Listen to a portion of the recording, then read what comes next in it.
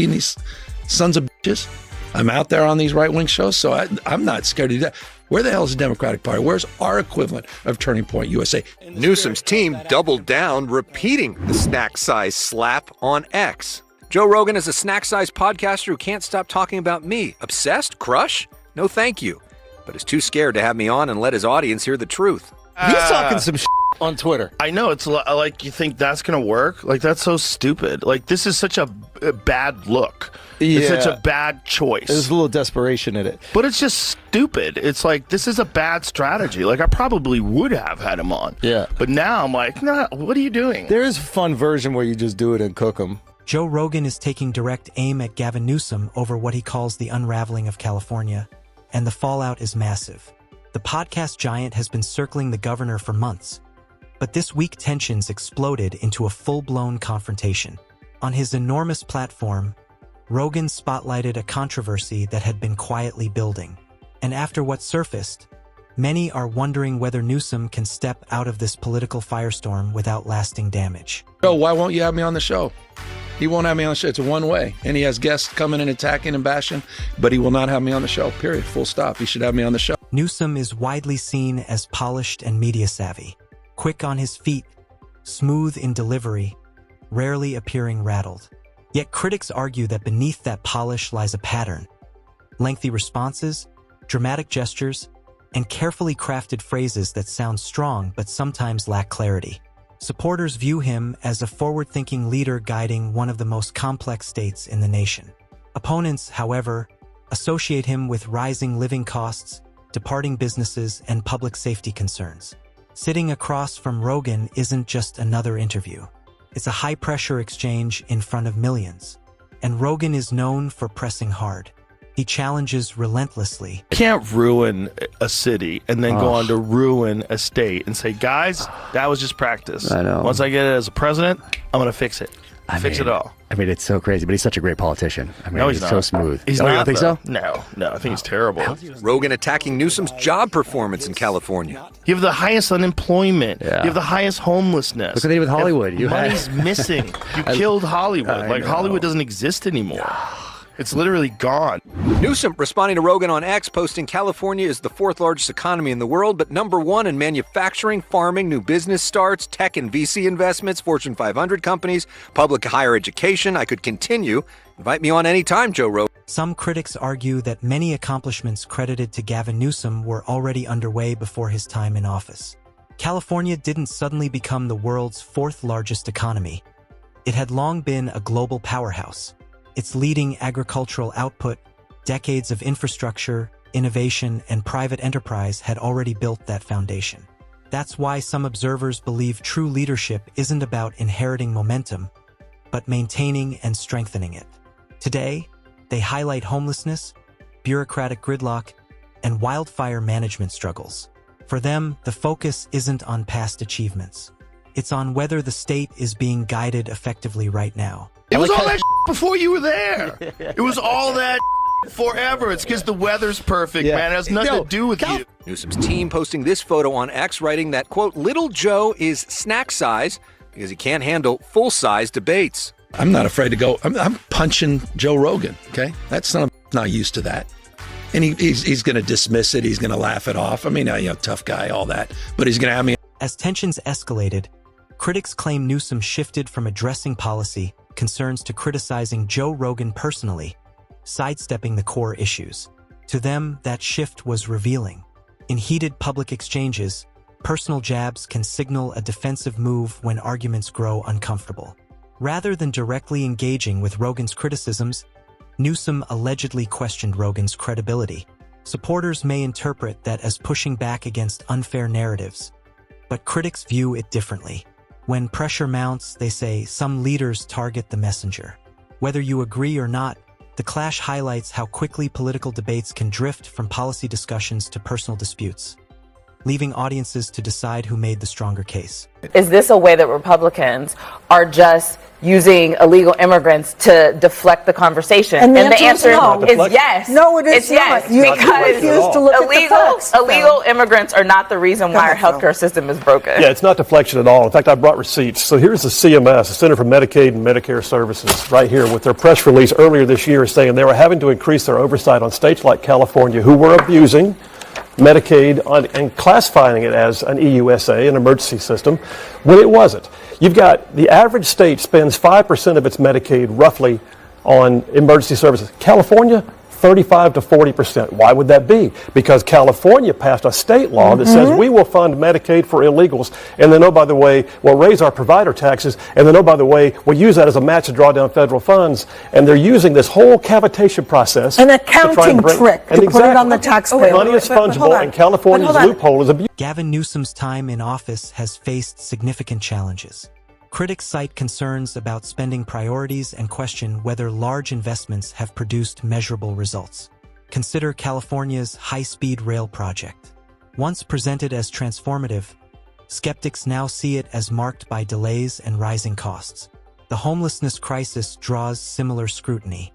Billions have been allocated, yet encampments remain visible in many cities.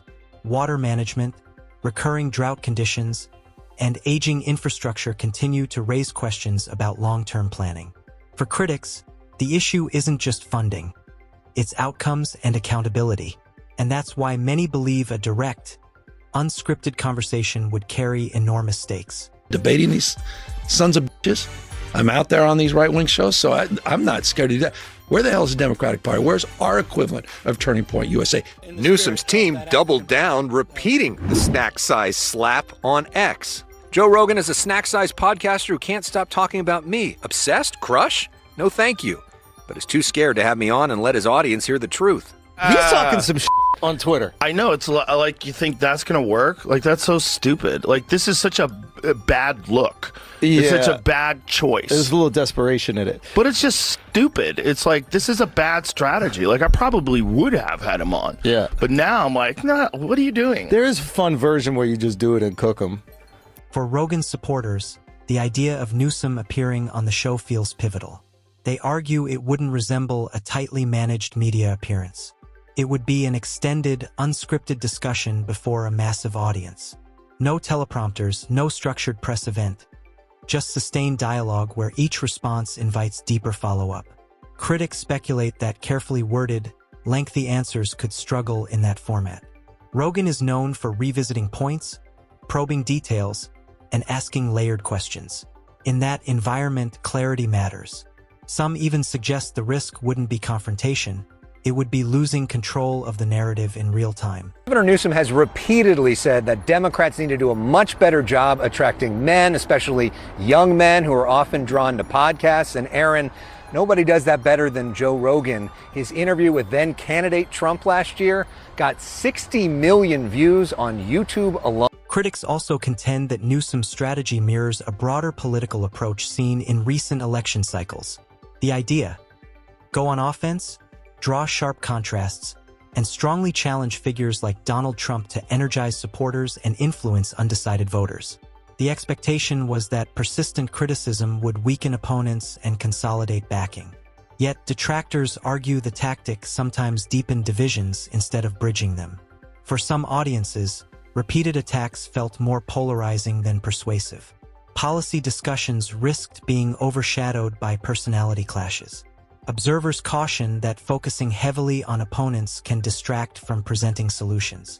In politics, misjudging public sentiment can have consequences that outlast any headline. This is not, it was never on my bingo card. I didn't grow up saying, one day I'll be this person. It's not a photo on the wall of me meeting someone. There are people that think that you were that way back in the day. Yeah, I think there's that's a whole deeper conversation of perception versus reality. And I have a lot of work to do on that. And I'm going to be doing a little more of that with this book. And now it sounds like, oh, here, he's got a book. Of course he's running. Yeah. But truly, I've got a book that I'm putting out next year, early next year, that I've been working on for 4 or 5 years because I can't take the perception of me versus the reality of what I experienced growing up and my own childhood and my own experiences. So I'm trying to shapeshift that from my perspective, not everyone else's. What's the biggest misconception about you? I just think this notion, I don't know where, I know where it comes from, but I think this notion of the silver spoon, I was born into great wealth and privilege, and it's quite the contrary. In moments like this, critics suggest Newsom appears eager to reshape his public narrative, emphasizing a relatable, self-made image. But some voters question that portrayal. While he wasn't raised in extreme wealth, he also didn't grow up without advantages. Access to education, influential networks, and opportunity played a role in his path. Notably, his godfather was among California's most prominent and powerful figures. To skeptics, that context complicates the image of rising solely through personal struggle. Connections and opportunity have always shaped political careers. Whether seen as privilege or circumstance, those factors influence how his story resonates with the public. It's no wonder that in 2021, San Francisco issued only 2,000 permits for new homes. Sure, there are people living in the streets, but that's because we want to make sure the apartments they don't live in are perfect. I don't fear AI anymore because it couldn't possibly be any more robotic than the humans who run things now. So let me... Comedian and commentator Bill Maher has voiced concerns about what he describes as California's dysfunction under leaders including Gavin Newsom. On his program Real Time with Bill Maher and in interviews, he argues the core issue isn't ideology, it's bureaucracy. Layers of permits, oversight boards, and regulations, he says, can stall even straightforward projects. One widely discussed example involved a private effort reportedly facing nearly $2 million in projected costs to install a single public restroom. For Maher, that symbolizes a system tangled in red tape. When routine infrastructure becomes extraordinarily expensive, he argues, frustration is inevitable. His broader warning is that bureaucracy itself may be driving much of the state's public dissatisfaction. It's the vast network of regulators, administrators, inspectors, contract reviewers, project managers, fee assessors, special commissioners, zoning officers, and consultants whose jobs seem to be to make sure nothing ever happens and then charge you for it. The people who answer the phone, "Permit office, how may I hinder you?" At its core, this debate centers on leadership, accountability, and California's future. From Joe Rogan's sharp critiques to Bill Maher's concerns about expanding bureaucracy, scrutiny of Gavin Newsom comes from multiple directions. Critics question whether the state's economic strength is being preserved, whether public funds are delivering visible progress, and whether political strategy is overshadowing practical governance. Supporters maintain that managing a vast and complex state is inherently challenging. Detractors counter that complexity should not excuse stagnation. Ultimately, this conversation extends beyond personalities or podcast moments. It's about measurable performance. As attention intensifies, voters will determine whether the controversy reflects political drama or substantive concern. That's it for today's video. If you found it insightful, tap the like button and subscribe for more in-depth analysis. Thanks for watching. I'll see you in the next one.